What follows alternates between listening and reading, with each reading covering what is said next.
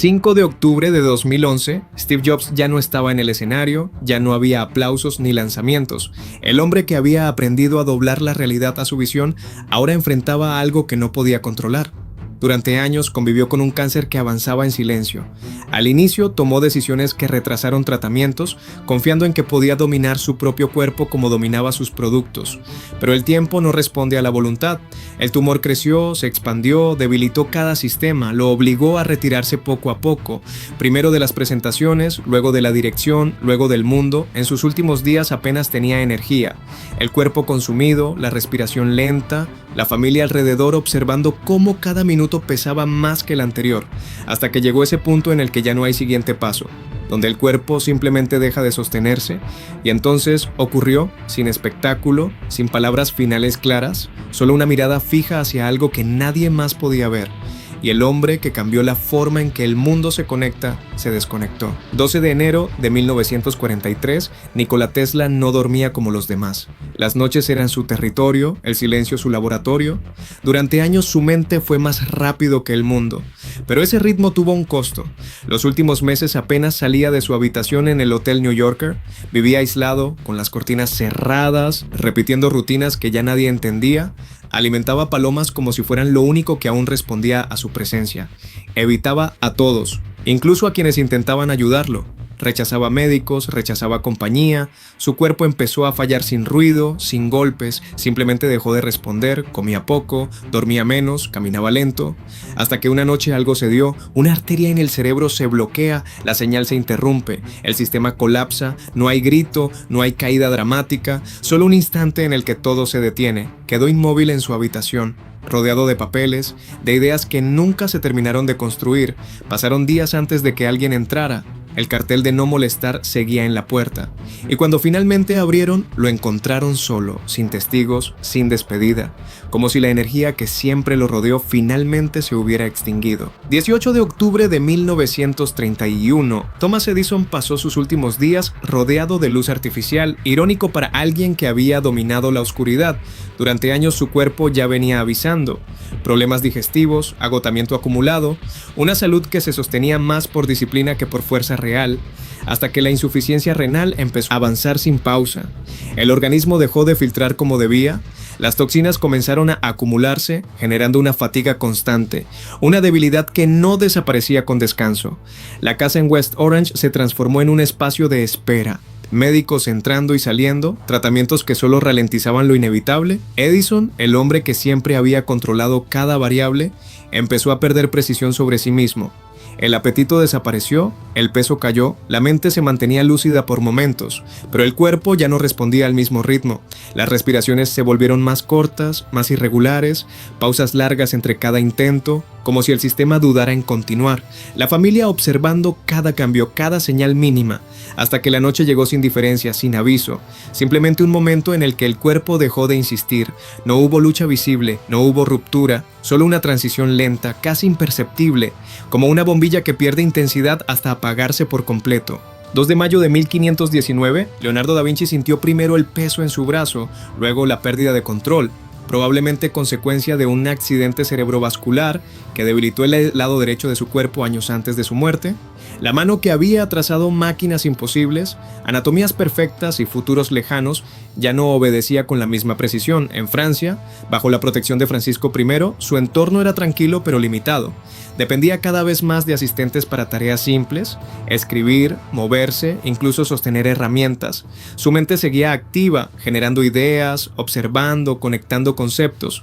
Pero ese flujo chocaba constantemente con un cuerpo que ya no podía ejecutarlos. Esa desconexión se convirtió en su mayor conflicto. Los días se hicieron más lentos, más pesados, la movilidad reducida, la fatiga constante, hasta que comenzaron los signos finales: debilidad generalizada, dificultad para mantenerse en pie, la respiración volviéndose más irregular, más superficial, como si cada ciclo costara más que el anterior. No hubo un evento violento, no hubo un quiebre repentino, fue un desgaste progresivo que llevó a un punto donde el cuerpo ya no podía sostener la vida que la mente aún intentaba empujar. Y en ese silencio contenido, sin espectáculo, el hombre que había visto siglos hacia adelante terminó apagándose en un mundo que todavía no estaba listo para alcanzarlo.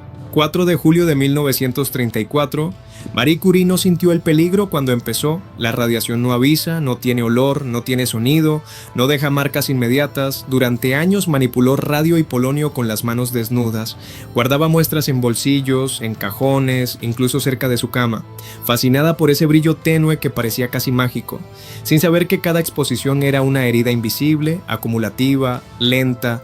Con el tiempo su cuerpo comenzó a fallar desde lo más profundo. La médula ósea dejó de producir células sanguíneas suficientes, anemia plástica, el sistema que debía regenerarla dejó de responder, la debilidad se volvió constante, subir escaleras se convirtió en esfuerzo, sostenerse en pie en un desafío, luego llegaron las infecciones, cada vez más frecuentes, más difíciles de combatir, porque su cuerpo ya no tenía defensas, la fatiga no desaparecía, el frío se sentía más intenso, la piel más pálida, los médicos entendían lo que ocurría, pero no tenían forma de revertirlo. En el sanatorio, su energía se redujo a lo mínimo, respiraciones cortas, pausadas, el pulso debilitándose, hasta que el sistema colapsó por completo, no por un golpe, no por un evento visible, sino por años de exposición que la fueron apagando desde dentro, hasta que el cuerpo que había resistido tanto simplemente dejó de sostenerse. 10 de diciembre de 1896, Alfred Nobel acumuló presión hasta el final, no solo en sus empresas o en sus experimentos, sino dentro de su propio cuerpo, años de estrés constante, viajes, decisiones financieras y una salud que nunca fue sólida, comenzaron a pasar factura. Sufría de problemas cardíacos que se agravaban con el tiempo, episodios de debilidad, dificultad para respirar, una sensación constante de agotamiento que no desaparecía, pero había algo más que lo consumía. El peso de su legado, el día que leyó su propio obituario por error, etiquetándolo como el mercader de la muerte, dejó una marca que no pudo ignorar. Esa idea lo acompañó hasta sus últimos días, impulsándolo a redirigir su fortuna, a intentar cambiar la narrativa que el mundo tendría sobre él, pero el cuerpo no espera a que uno termine de arreglar su historia. En San Remo, sus últimos días estuvieron marcados por una fatiga profunda, el corazón trabajando con dificultad, cada latido menos eficiente que el anterior, episodios de dolor en el pecho, debilidad creciente, hasta que el sistema comenzó a fallar de forma irreversible. La circulación no respondía, la energía se drenaba por completo, y en ese punto donde el cuerpo ya no puede sostenerse, el corazón simplemente dejó de latir. No como un evento explosivo, sino como una máquina que pierde fuerza hasta detenerse, llevándose consigo a un hombre que intentó equilibrar creación y destrucción hasta el último momento. 7 de abril de 1947. Henry Ford ya no tenía el control que definió su vida. El mismo hombre que había optimizado cada segundo en una línea de producción empezó a perder el control sobre su propio tiempo interno. Los años finales estuvieron marcados por múltiples accidentes cerebrovasculares que fueron debilitando su mente y su cuerpo de forma progresiva. Al inicio eran pequeños fallos, olvidos, momentos de confusión, decisiones erráticas, pero con cada episodio algo se perdía de forma permanente. La lucidez se fragmentaba, la memoria fallaba, la coordinación se deterioraba, el cuerpo ya no respondía con precisión, dependía cada vez más de otros, algo que contrastaba con la imagen de control absoluto que había construido durante toda su vida. Los días se volvieron impredecibles, momentos de claridad seguidos de desconexión total, hasta que el daño acumulado llegó a un punto crítico. El último derrame no dejó espacio para recuperación, afectó funciones esenciales, la capacidad de moverse, de hablar, de sostenerse. El sistema nervioso colapsó en cadena, la respiración se volvió irregular, el pulso inestable y sin posibilidad de revertir el daño, el cuerpo simplemente dejó de responder. El hombre que había construido un sistema imparable terminó detenido por completo, en silencio, mientras el mundo seguía funcionando sin él.